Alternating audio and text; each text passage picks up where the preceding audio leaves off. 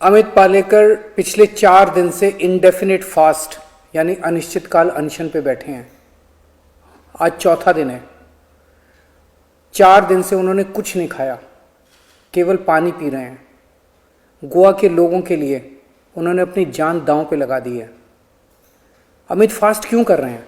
क्यों भूखे बैठे हैं? इतने दिन भूखे रहना कोई आसान थोड़ा ही है। अमित जी गोवा के लोगों के लिए लड़ रहे हैं, गोवा के भविष्य के लिए लड़ रहे हैं। आज गोवा में एक बहुत बड़ा इशू चल रहा है जिसमें गोवा के सारे लोग एक तरफ हैं और गोवा की सारी करप्ट पार्टियां एक तरफ हैं।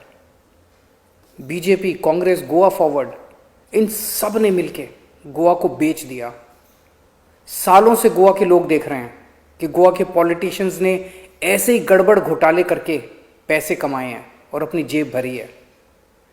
आज ओल्ड गोवा में एक हेरिटेज की जमीन पे अवैध रूप से, इलीगल तरीके से बीजेपी नेता का बंगला बन रहा है।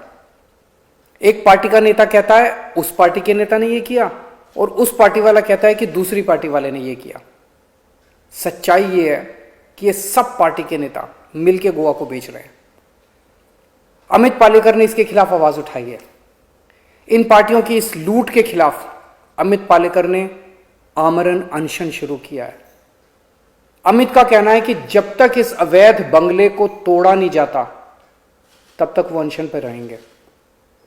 मुझे गर्व है कि आम आदमी पार्टी का एक लीडर गोवा के लिए अपनी जान की परवाह किए बिना लड़ रहा है। आम आदमी पार्टी का एक एक कार्यकर्ता के लिए गर्व की बात है। आखिर अमित जैसे एक आम गोवन को ये सब करने की क्या जरूरत थी? अमित एक सक्सेसफुल एडवोकेट हैं, किसी चीज की कमी नहीं है, घर है, परिवार है, सब कुछ है।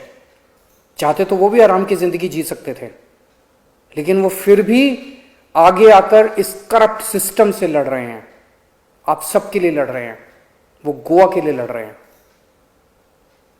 कल अमित की वाइफ और उनकी बेटी उनसे मिलने गए थे। उन्हें देख के अमित के आंसू निकल आए।